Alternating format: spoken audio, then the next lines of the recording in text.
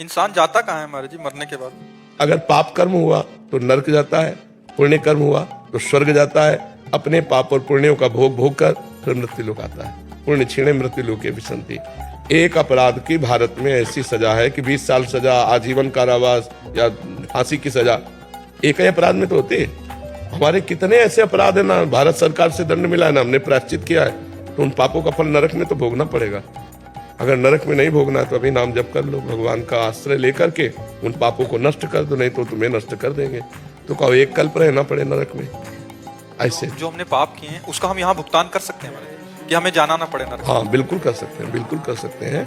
भजन के द्वारा, तीर्थयाटन के द्वारा, दान पुण्य के द्वारा, परोपकार के द्वारा, और सबका फल मांगे कि मैं निष्पाप हो जाऊं, मैं भगवान को प्राप्त हूं। तो फिर भगवत प्राप्ति ही ना होती अगर पाप नष्ट ना होते तो।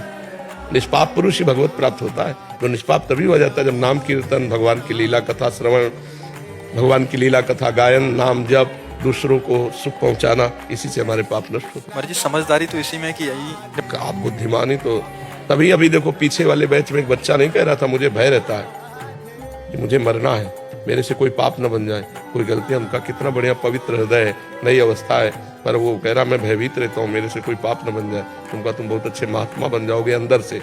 जो भयभीत रहता है कि मेरे से गलती न हो जाए वो निकल जाएगा, और जो गलतियों में निर्भय होके जाते हैं वो फंस जाते हैं, नष्ट हो जाते हैं।